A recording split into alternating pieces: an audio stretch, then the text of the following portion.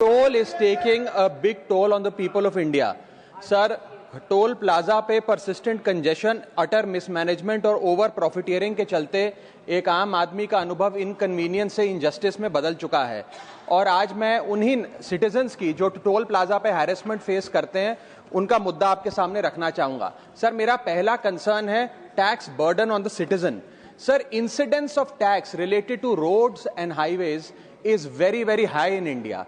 पहले हम income tax income के माध्यम से जब गाड़ी खरीदते हैं तो उस पर जीएसटी और नाना प्रकार के जो टैक्सेस देते हैं उसमें रोड टैक्स और इंफ्रास्ट्रक्चर सेस भी भरते हैं। उसके बाद जब पेट्रोल डीजल भरवाते हैं तो स्पेशल एक्साइज ड्यूटी, वैट के साथ साथ हम रोड डेवलपमेंट सेस और इंफ्रास्ट्रक्चर सेस भी भरते हैं। उसके बाद जब हाईवे पे गाड़ी चलाते हैं तो टोल टैक्स भी हमसे वसूला जाता है, जो एक नागरिक के लिए अनबियरेबल बनता जा रहा है। सर, मेरा सेकंड कंसर्न है extremely poor quality of roads.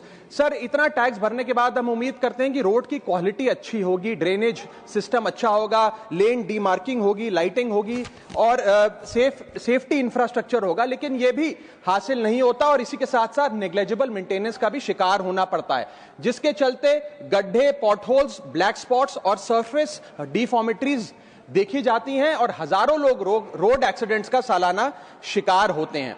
Sir, इसके साथ साथ मैं बताना चाहूंगा कि केरला हाईकोर्ट ने हाल ही में अपने एक ऑर्डर में एनएचएआई को फटकार लगाते हुए कहा that if road continues to be bad और incomplete, NHAI has no right to collect the toll और टोल प्लाजा बंद कर दिए। जम्मू कश्मीर हाईकोर्ट ने अपने 2 टोल प्लाजाओं पे 80% की छूट देते हुए कहा कि सड़कें इतनी खराब हैं कि ऑपरेटर को टोल वसूलने की कोई अधिकार नहीं है।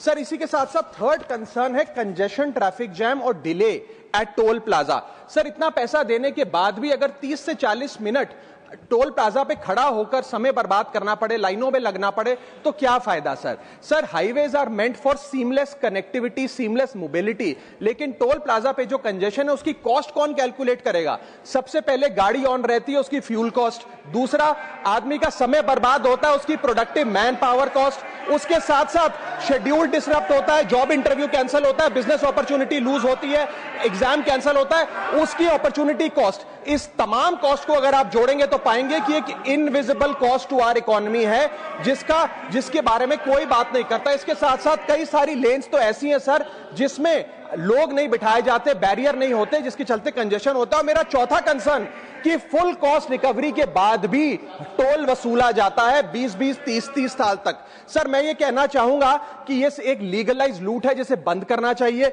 इसके साथ साथ एक नियम बनना चाहिए कि अगर 5 मिनट से ज्यादा कोई भी सिटीजन टोल प्लाजा पे खड़ा है तो उसकी गाड़ी को फ्री में निकलने दिया जाए, उससे कोई टैक्स, कोई टोल